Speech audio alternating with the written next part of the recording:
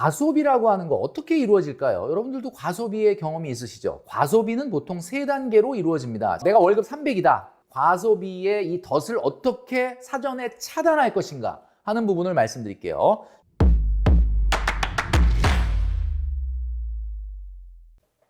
네, 여러분 안녕하십니까? 돈으로 혼쭐 내는 남자 돈줄남 김경필입니다. 오늘 이 시간에는 월급 300 직장인 과소비의 덫에 빠지지 않는 비결에 대해서 말씀드리겠습니다. 오늘은 영상도 좀 짧고 아주 핵심적인 부분을 담았으니까요. 영상 끝까지 시청해 주시면 좋겠습니다. 네, 과소비라고 하는 거 어떻게 이루어질까요? 여러분들도 과소비의 경험이 있으시죠? 과소비는 보통 세 단계로 이루어집니다. 자, 첫 번째, 훔쳐보기. 일단 남의 걸 훔쳐봐. 그리고 나서 야, 저거 괜찮은데? 이런 생각이 들고 그 다음은 바로 따라하기입니다. 따라하기. 인간의 본성이 바로 이 훔쳐보기 그리고 따라하기라고 합니다. 자, 따라하고 나서 어떻죠? 이거를 남한테 좀 보여줘야 되니까 바로 과시하기로 넘어가게 되죠. 자, 이 훔쳐보기, 따라하기, 과시하기를 유발하는 게 뭘까요? 제가 항상 말씀드리는 거지만 카페인 중독입니다. 바로 카카오, 페이스북, 인스타그램이죠. 이거 너무 열심히 하다 보면 아무래도 훔쳐보고 따라하고 과시하기를 자연스럽게 반복할 수밖에 없기 때문입니다. 자, 행동경제학이라는 게 있는데요. 나는 왜 자꾸 과소비를 하게 될까? 자, 행동경제학이라는 학문이 있습니다. 이게 뭐냐면 인간의 실제 행동을 심리학, 사회적, 학적으로 바라보고 그리고 그 결과를 규명하려는 학문이 바로 행동경제학인데 이게 어디에 사용되냐면 인간은 말이죠. 굉장히 합리적인 것 같지만 사실은 비합리적입니다. 합리적이지 않게 행동을 해요. 그래서 여러분들이 마케팅 아시죠? 마케팅이 바로 이 행동경제학에서 나온 겁니다. 대표적으로 행동경제학의 용어 중에 보면 보유효과라는 게 있는데요. 보유효과가 뭐냐? 어떤 대상을 소유하거나 소유할 수 있다고 생각하는 순간 그 대상에 대해 애착이 생기면서 그 애착이 객관적 가치를 높게 부여하는 현상을 말한다라고 합니다. 자, 말이 좀 어렵죠? 내가 뭔가 가질 수 있을 거라고 생각하는 순간 뭐가 생긴다? 애착이 생기고 그 애착은 그 대상에 대해서 평균적인 객관적인 가치보다 더 높게 보는 성향이 있다. 자, 애착이라는 글씨는 이렇게 씁니다. 한자로 말이죠. 애착, 사랑 애자에다가 붙을 착자를 쓰네요. 사랑하니까 탁 달라붙는 거예요. 근데 이게 재밌는 게 있습니다, 여러분. 정말 애착이 생기면요. 이게 영어로 attachment거든요. 근데 attach라는 게 딱 붙는다는 거예요. 포스트잇, 그죠? 그러니까 이게 영어하고 사실 우리말이 이게 의미가 이렇게 비슷하기가 좀 쉽지 않거든요. 뭔가 딱 애착이 생기면 그거를 아무리 비싸도 사게 된다. 이런 이야기입니다. 자, 그러니까 우리 마케팅에서 해야 되는 건 뭐냐? 여러분들이 그 물건에 딱 애착이 생기도록 유혹하는 거예요. 그렇게 되면 아무리 비싸도 사게 되기 때문이죠. 자, 결국 어렵게 얘기했는데 쉽게 얘기하면 이 말은 뭐냐? 그냥 꽂힌다 이런 뜻입니다. 아니, 꽂힌다라는 말이 이렇게 어렵게 얘기를 하냐?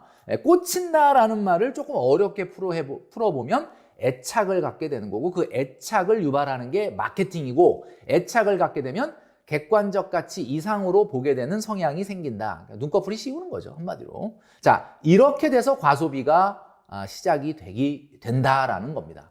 자, 이제 조금 이렇게 이론적으로 좀 들어보니까 진짜 그런 것 같네 라는 생각이 드시죠. 자, 그래서 어떻게 하느냐? 자, 월급 300을 받는 사람 이렇게 애착이 생기기 시작을 하면은 이 300만 원을 가지고 돈을 모으기보다는 자꾸 과소비를 하게 된다라는 겁니다. 자, 그래서 제가 처방을 내리도록 하겠습니다. 자, 월급 300 어떻게 하느냐? 재테크의 프로세스를 바꿔라. 자, 재테크의 프로세스는 어떻게 돼 있냐? 여러분 아시겠지만 재테크의 프로세스는 바로 아끼고 모으고 불리고 이 3단계의 과정을 거칩니다. 맞죠? 그죠? 아끼고 모으고 불리고 이거 아닙니까? 그러니까 여러분들이 뭔가 재테크를 해봐야 되겠다 그러면 아끼고 모으고 불리고를 실천을 해야 되는데 여러분 여기서 바로 재테크의 프로세스를 한번 바꿔보자라는 겁니다. 어떻게 바꾸느냐? 바로 아끼고 모으고 불리고를 하지 마시고요. 일단 먼저 모으고를 해보십시오. 모으고를 앞으로 빼.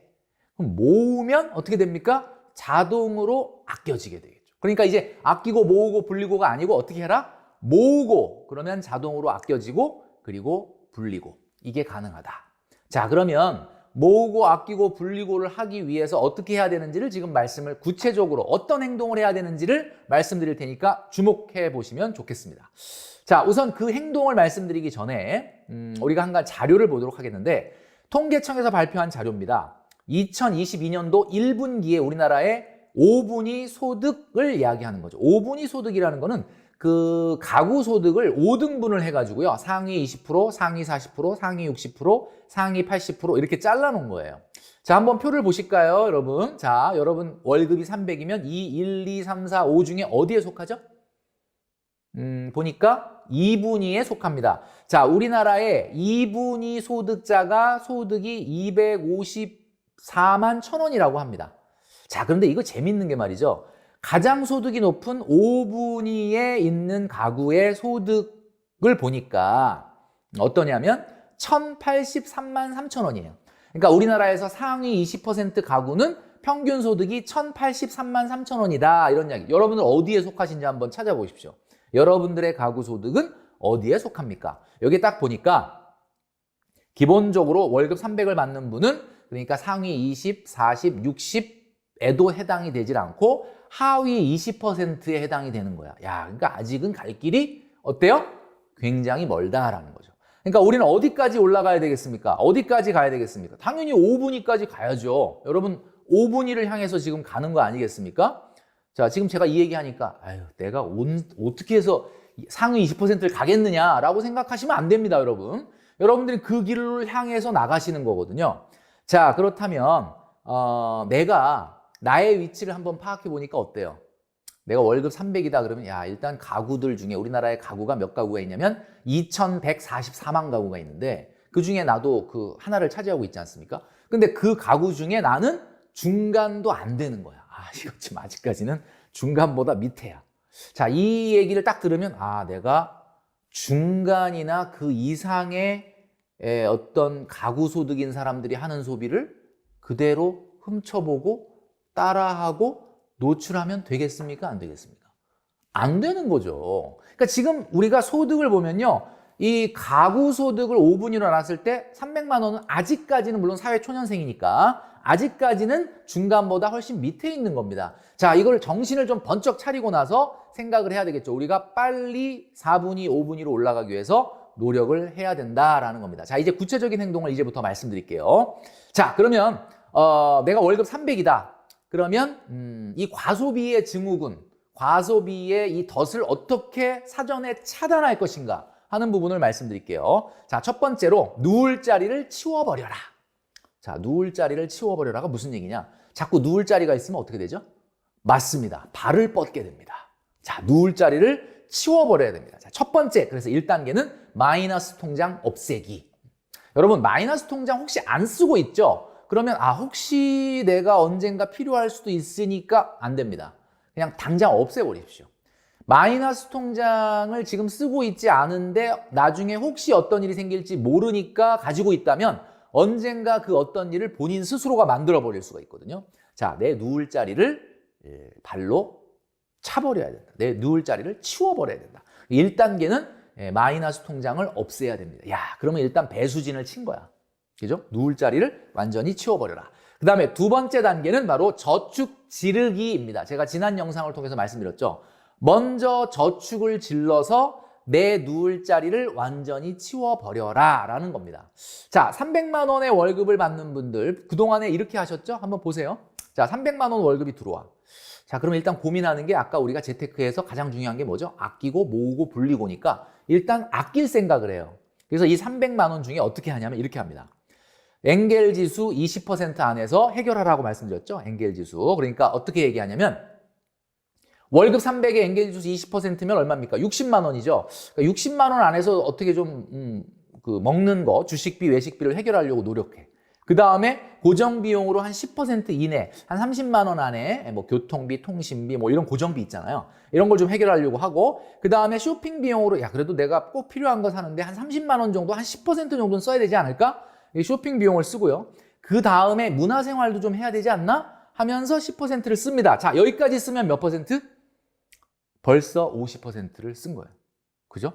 60만 원, 30만 원, 30만 원, 30만 원 하니까 150만 원이 그냥 날아갑니다. 자, 이렇게 쓰고 나서 남는 돈을 보니까 150밖에 없어. 그래서 이제는 저축 좀 해야 될 것 같은데 그렇다고 150만 원 저축하기는 좀 그렇고 그러니까 일단 가볍게 20%인 저축 60만 원을 합니다.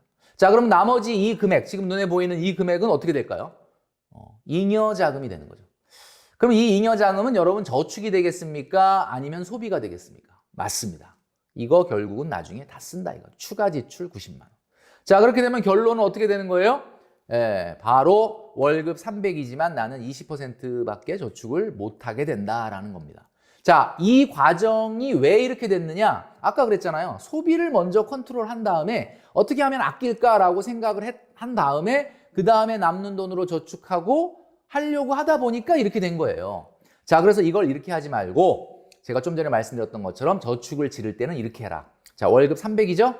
자, 순서를 바꾸는 거예요. 아까 뭐 소비 얼마 하고 얼마 한 다음에 저축. 이렇게 하면은 안 된다 그러죠. 먼저 어떻게 하라? 자, 저축 50%를 빡 지르는 겁니다. 자, 그럼 월급 300에서 여러분 보시는 것처럼 어때요? 50%를 저축을 하는 거죠. 150만 원. 그러면 나머지 50%인 150만 원이 남죠. 이제 그 금액 안에서 소비를 해보는 겁니다. 아까 얘기했던 것처럼 엔겔지수, 고정비용, 쇼핑비용, 문화비용 이거를 이제 딱 하고 나면 이만큼 씁니다. 자, 그러면 나머지 요 금액은 어떻게 할까요? 요 금액은 뭐 저축을 못 하더라도 추가로 지출하더라도 절반은 저축할 수가 있게 되는 겁니다. 자, 순서만 바꿨을 뿐인데 생각의 전환만 했을 뿐인데 저축을 훨씬 더 많이 할 수 있게 된다라는 겁니다. 그래서 누울 자리를 치워버려야 된다라는 것이 첫 번째 이유가 된다라는 말씀을 드립니다. 자, 이 순서 아끼고 모으고 불리고가 아니고 어떻게 해야 된다? 모으고 그리고 자동으로 아껴지고 그 다음에 불리고를 해야 된다라는 말씀을 꼭 기억을 하시길 바랍니다. 자, 아까 우리 봤던 표죠? 여러분들은 지금 현재 월급 300만 원이다라고 하면은 중간보다도 좀 밑에 있는데 언젠가는 4분위, 5분위로 올라가야 되지 않겠습니까? 네, 그래서 오늘은 마지막으로 여러분들에게 아담 스미스가 했던 명언을 말씀드리면서 영상을 마무리하도록 하겠습니다. 가난한 사람들의 진정한 비극은 그들의 금전적 가난이 아니고요. 그들의 열망의 빈곤이다.